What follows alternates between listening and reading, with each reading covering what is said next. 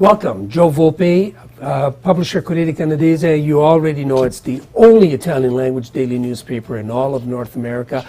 I'm here on behalf of Corriere Media Group and Go Live TV in our continuing municipal elections coverage.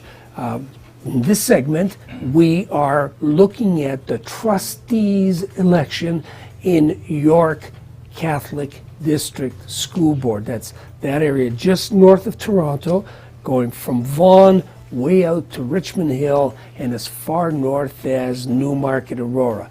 So in all that vast expanse, we're choosing, in this instance, Catholic school trustees. And I've got two of them with me today.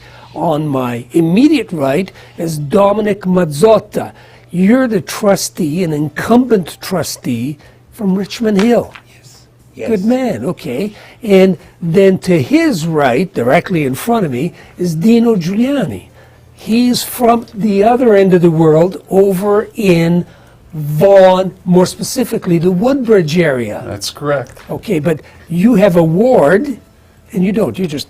It's Richmond Hill at large. At large. And your ward... 2. All right, so let's start here. So you guys are trustees. We're in the middle of an election.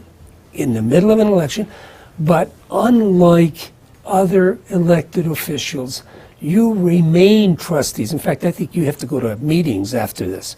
You're trustees until when?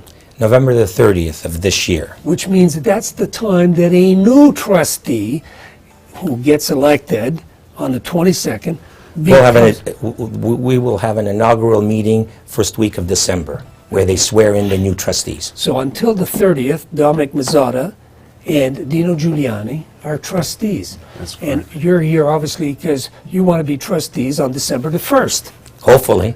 Well, you know, that's you too, I suppose. Of right? course, All yes. right, but that happens when the public demonstrates a particular confidence in what you're doing in education.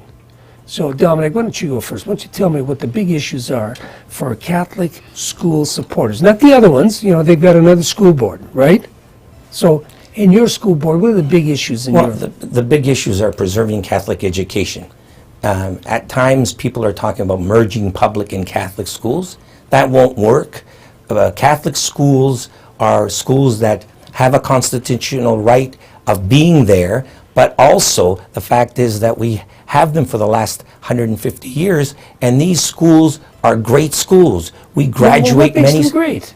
Well, they're great because, for example, in our board we have the board itself. When you're looking at the stats and the data, the board itself has one of the highest graduation rates in the province. Yeah, but that isn't the only thing that makes the school great, with all due respect, Dominic. Yeah, but it's the people inside the school too that make it great. We have great administrators and great staff at our schools. And so where do the trustees fit into that? Well, the trustees are the watchdogs of the public purse.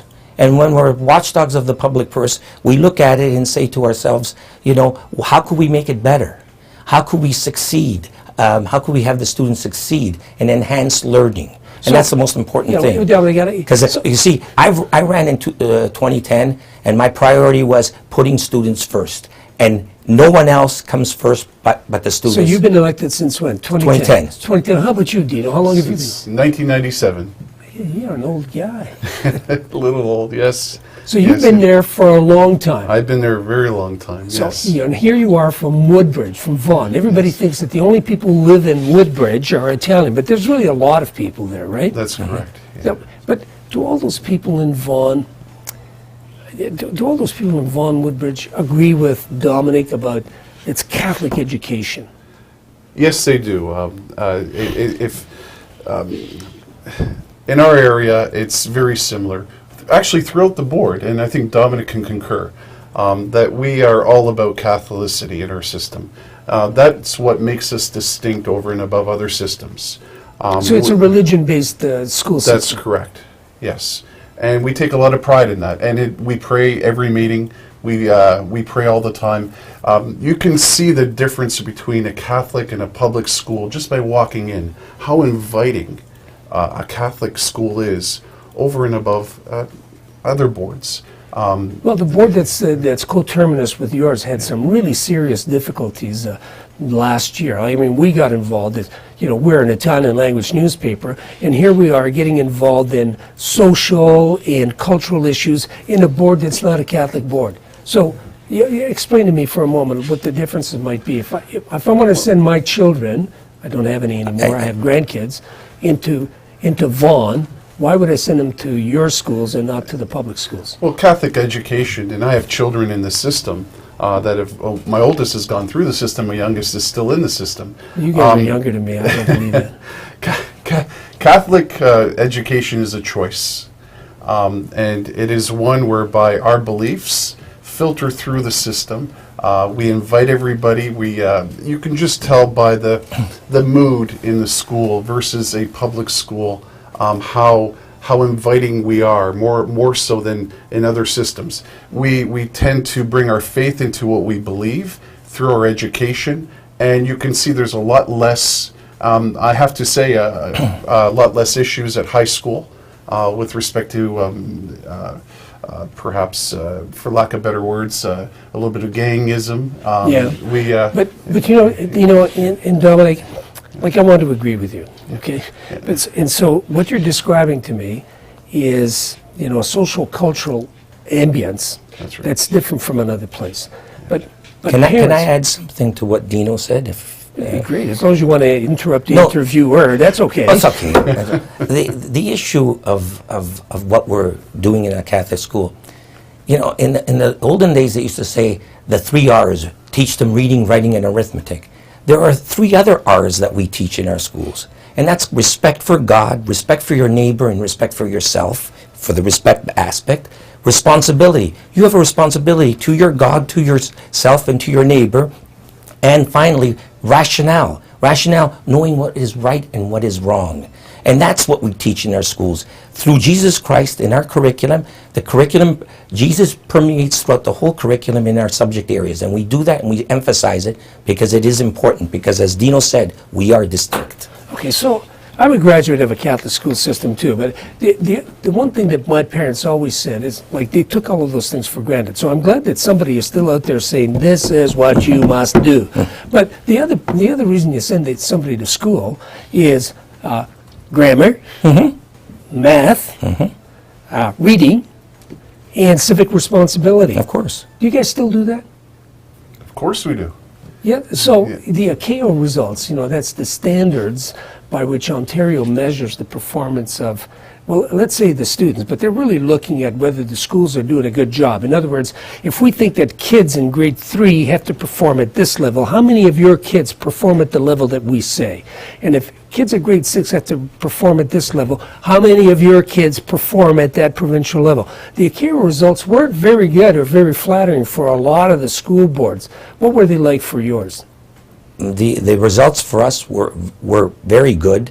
We were one of the highest achieving boards in the province for the English boards, and the results are online, and people can go check them and see. So what do? They go to your school board and You can go to the school board, or you can go to the website, and the results are there, or to the school website. They have to post them, and when they post them there, they can see the results. So if I'm a parent, let's say, even if I'm out in Woodbridge, and I want to take a look at Dino's schools. Okay, I'm a constituent, a ratepayer in one of your schools, and I want to say, okay, well, I saw you on that online TV. Let's see what my son or my daughter is doing. So I can go into that school. Give me a name of one of your schools. St. Angela. So I go to St. Angela. I go there and I take a look at the ACAO results, and I'll be able to say whether my son or daughter is actually performing at the provincial standard. Or better. exceeding provincial standard in a lot of cases. In your cases, what are they like? Well, we're achieving higher than the EQAO average out there. We've Even done very in Woodbridge? Even in Richmond Hill? Go to Christ the King, one of my favorite schools, Christ the King, and they're one of the tops of the whole board. Okay. We've got great teachers, we've got great staff and administrators in our schools, and we want to ensure that it remain that way. So I don't want to mention other contiguous boards, but they don't all perform that way. What's the difference? It isn't because you're thinking about the 3 R's, religion, respect for Christ, etc. And I don't mean to be dismissive. It's not because of that. You also do something else. If I may, for just a second here, being on the board for so long, one of the things that we did say a lot more one time that worked out very well was collaborative working. When you work collaboratively, you cannot help but to succeed. And that worked out very well in the mid-2000s, from 2003 all the way up to 2010. That collaborative approach throughout our system, through our director, through our board, working with Dominic, all my other colleagues, it filtered down. And it worked out very, very well. Yes, there are challenges. Well, let me give you one, if you don't mind, Dino. Sure.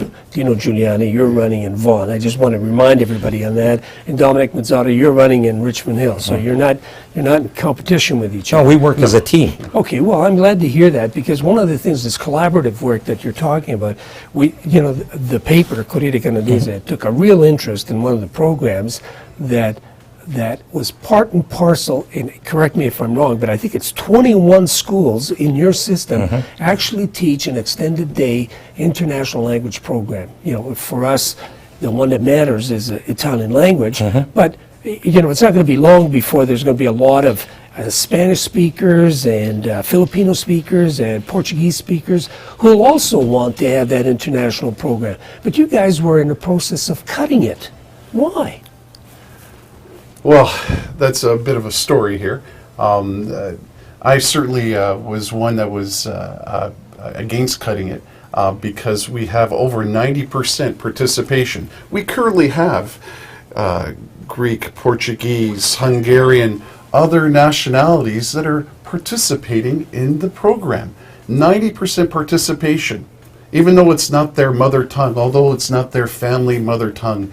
But they're participating in the program because they believe it's worth it for them to learn Italian, learn our heritage, and it's been very, very successful. We have the best international language teachers anywhere.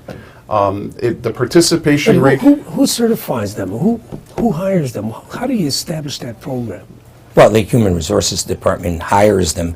The issue with the Italian and the elimination of it, there was a deficit. It was a very small deficit. When you look at a budget of $600 million, right, the budget there was only $200,000 in the red. And is that enough to justify eliminating a program? Well, that's the question when we did have the conversation at the board level, and the votes came out, and we had to vote on it, and then when we saw all the people there, and Corriere Canadese was there.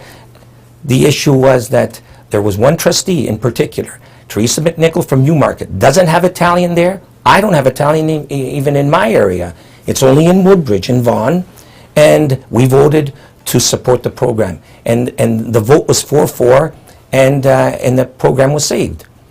We hope we'll never go there again, and we hope that the budget for the international language remain cost neutral, and that's the most important thing. We're happy to hear that. But now you mentioned Teresa McNichol. We've mentioned her in an article, but we haven't actually interviewed her. So that's Teresa McNichol, Dominic Mazzotta, Dino Giuliani, And Maria Marchese. Maria Marchese. She's a trustee in Woodbridge as well. Yes, a colleague.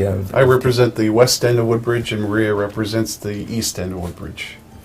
And together we have the majority of the 21 schools in Vaughan that have the extended day.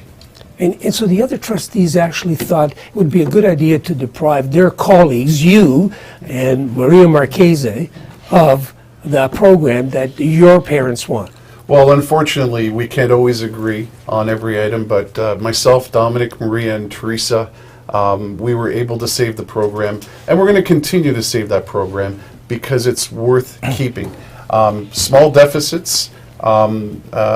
I don't look at the numbers when you look at the participation rate. 90% of our students that have the program in the schools benefit from it. And you have to look at that.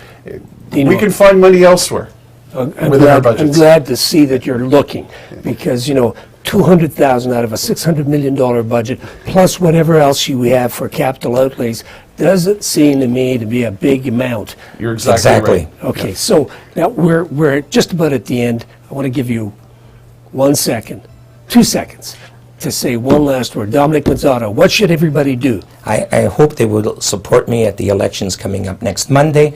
I've been there an advocate for But the you want more community. than hope. You just want them to. Well, vote for me, yes. Okay, But good. I'd like to also add this before I finish, is that I'd like to thank the Corriere Canadese for disseminating Italian culture, Italian language, and Italian identity in the community. It's very, very important. You've been around a long, long time, and I'm honored to be here at this. All right. Well, at thank this you very event. much. That's a great plug for all the guys in my newsroom, and I'm going to go over and share that with them.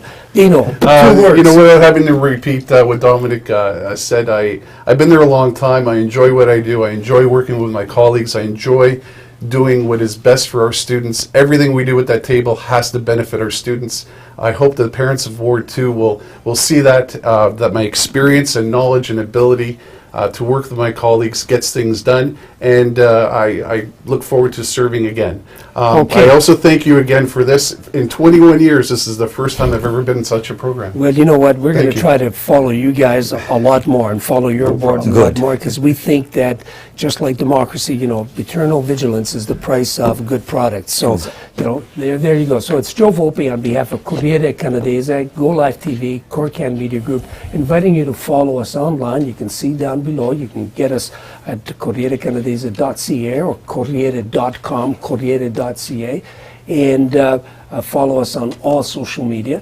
We urge you to vote, and to vote intelligently on October 22nd. We're trying to give you every opportunity to be informed. So we have Dominic Mazzotta and Dino Giuliani, who came here to plug Ann McNichol and Teresa McNichol. Teresa McNichol and Maria Marchese as well. So if you have to do 2 things or 3 things, vote for them. Is that what you wanted? Yeah. Okay.